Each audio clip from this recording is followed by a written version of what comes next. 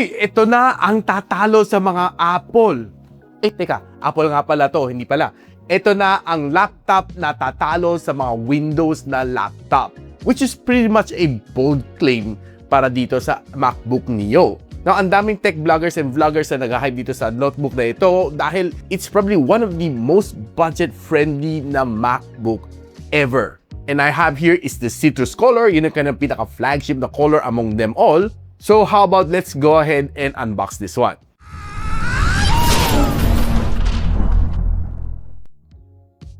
So nakita natin dito sa kanyang box kung anong color ang binili mo, yan ang color ng box mo. So we have here is the citrus green color or sabi nila citrus. There are other 3 colors pa na pwede nyo pagpilian. Indigo, blush, and silver. Sad to say, walang color black. Well, actually, hindi naman bagay ang black na MacBook. Dahil medyo tutti-frutti ang mga colors na meron dito sa Neo. So, black might probably be an outcast para sa akin. So, of course, that's just my opinion. Na malinaw nakasulat dito, it's a MacBook Neo. So, peel off ko lang muna itong dalawa. 1 down and 1 to go. Honestly, pa nagbabalat ako ng mga ganun, no, from Mac or iPhone. Very satisfying. So, just go ahead and open this one. So, ang ganda ng kanyang packaging, no? Not quite sure kung kita ninyo, pero may nakasulat dito na hello. So, labas ko muna to. So, this is the laptop. Uy, pretty lightweight, ha? Hindi siya mabigat. Sabi ni Apple, this is weighing just around mga 1.2 kilograms. Hindi siya mabigat. Now, inside, meron tayong documentations dito. Meron pa siyang pa-documentation pa. So, basically, it's just a 2-pager na papel na pwede nyo na lang basahin, no? So, it's just yung mga ports na meron dito sa yung MacBook Neo, and that's it. Inside, we also have a braided na C2C cable and a 20 watts na power brick. Very lightweight ang ganang charging brick, ha? Well, it can even charge your iPhone kung kinailangan. Now, so much for that. So, tanggalin muna natin from its packaging. Ganda, ah.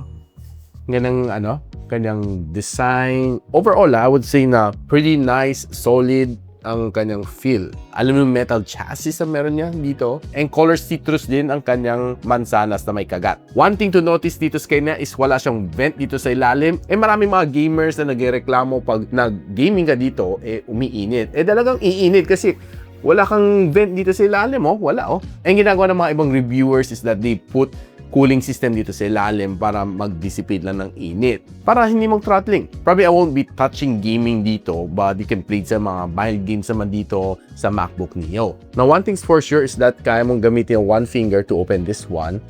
Yan. And meron pa siyang papel. And magbo-boot up siya mag-isa, no?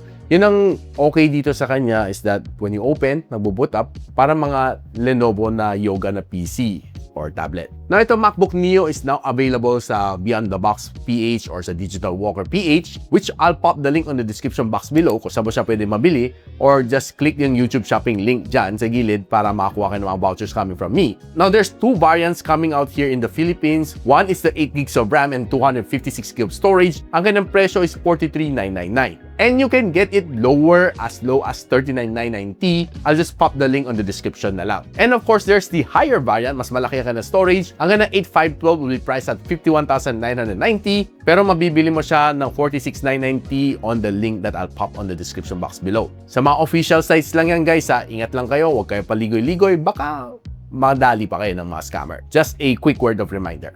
Now, the main difference between 256 and 512 is yung dito niya. Itong button na ito. Si 256, it's a lock button. Si 512, it's a biometrics, no? So, pwede ka mag-unlock using this one. Pero sa 256, you're just stuck with the password unlocking. Now, pag-usapan muna natin ang kanyang design. Now, I would say na sobrang compact itong laptop na ito. Honestly, for me, it's basically parang isang iPad Pro na tinanggalan mo ng touchscreen capability and nilagay mo ng keyboard and trackpad. Well, basically, that's it. Pero one thing to like naman dito sa kanya, despite this one being the most budget-friendly na MacBook ever, yung layout na yung keyboard, you still get yung premium like the MacBook Pro. Typing experience is definitely good. Wala akong reklamo dyan. Kasi I've been using this for a week already and gustong-gusto ko mag-type dito. Tahimik, very responsive, and probably you get the premium feel from a MacBook. Pagdating naman sa kanyang trackpad, I wouldn't say that it's one of the largest one ever dahil sobrang compact niya. Pero tama lang naman siya to do all of your gestures naman dito sa kanyang trackpad. Pero I would highly suggest that you get yourself a mouse para mas maganda yung navigation throughout yung screen dahil hindi siya touchscreen. Ayun guys, hindi siya touchscreen. Baka akala nyo touchscreen eh. Kapag pinansin mo naman kanyang bezels, okay naman siya. And I would say that pretty nice and solid naman itong kanyang screen. Very vibrant ang kanyang screen expected from a Mac. Even though that this is not a AMOLED display, but you still get a 13-inch na liquid retina na IPS display dito sa MacBook Neo. Meron siya 500 nits na maximum brightness, sRGB, and 60Hz na screen refresh rate. Support din niya HDR10+, and of course, Dolby Vision. Now, if you're watching naman your favorite shows dito, which I did, nanood ako ng mga basketball games, I watch animes here, I watch mga music videos, lahat. Ang ganda na kanyang display. And I don't expect anything less from a Mac product. In terms of portability, I would say na sobrang niyang portable. I love this one dahil ang bilis niya iligpit. I-snap mo lang siya, no, and you're good to go. Bitbitin mo lang siya, no, parang mga tablet mo like the iPad Pro, 13-incher din naman yun. Halos ganito lang kanyang size. Just a little bit heavier nga lang to. Na pag tinignan mo dito sa gilid, you get your speakers one over dito, and this is the second speaker. You have your audio jack over here, and dalawang USB-C port. This one is a USB 3.0, this is a USB 2.0. Basically, ito ang pwede mong kapitan ng display port or yung mga expansion port. This one, pareho naman sila pwede pang charging, no? Mas mabagal nga lang dito. Now, one thing to like naman dito sa kanya, upon booting up, you get the same color kung ano nakukuha mo dito sa kanyang katawan is magmamatchy-matchy ang kanyang wallpaper. If you buy the blue one, blue din ang kanyang wallpaper. If you buy the blush, the pink one, pink din ang kanyang wallpaper. Now, this one is being powered by the A18 Pro chip, which is also present sa iPhone 16 Pro Max. Now, I wouldn't say na sobra niyang powerful that can run mga 4K na video editing dito. But as a student, yung mga high school level or mga K-12 level, pretty much more than powerful enough itong kanyang A18 na Pro chip. But of course, pag tumungtong ka naman ng college, you need yung mga specific app like mga heavier app pang college engineering, architecture.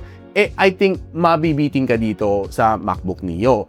Dahil sa kanyang 8 gigs of RAM, medyo bitin siya para sa mga heavier apps. And 256 siya probably might not be enough also for you. So you might be better off with mga MacBook Pro or mga MacBook Air. Now, gusto ko lang mag-quick sound test para mapakinggan ninyo yung kanyang loudspeaker dito. It has dual stereo speakers, and sabi ni Apple, meron sa spatial audio. Check lang natin.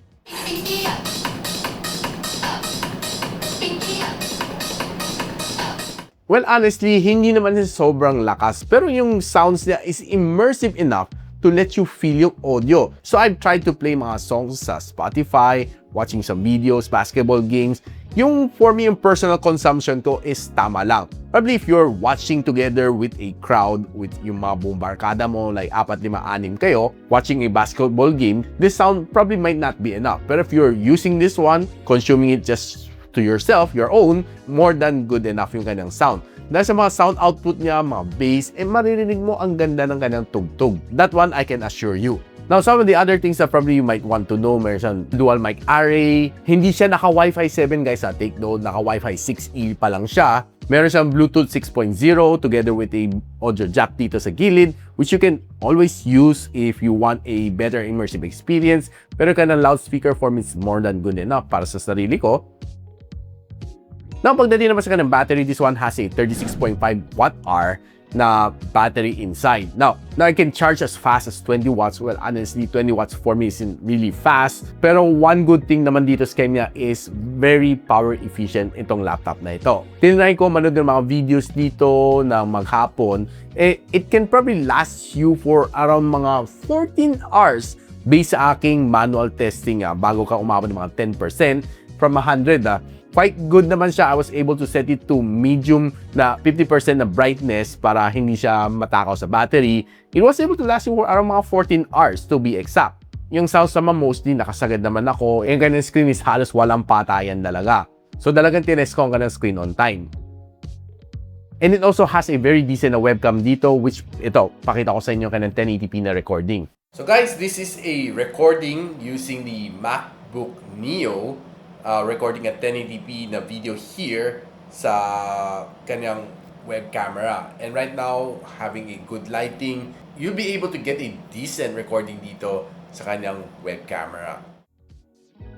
So with all of that said and done, kamusta naman ang performance nito? I would say na perfect to para sa mga student, mga high school, mga elementary. This is definitely something that you can buy and let them use for their studies. Research work, doing their presentation, lahat kayang-kaya na i-handle dito. Yung mga quick video edits is walang problema naman dito sa kanya. But the moment na kailangan mo yung mga medyo mas heavier na apps, medyo mahirapan to. So I would personally suggest you get mga Mac Pro or mga Mac Air to give you a better performance dahil medyo mas mahirapan itong MacBook Neo. But overall, personally, I love yung performance nito. Happy naman ako sa kanya as a daily driver. Basta you're using it for mere entertainment and mere research work, okay na okay siya. One is that sobrang dali na bitbitin lalo kung nagta-travel ka. And two, very power efficient naman siya. It can last you the whole day without even charging basta you're using it normally. But if you're considering mga heavy gaming, yung mga heavy video recording, wag mo nang i-consider si MacBook Neo. Go for something higher.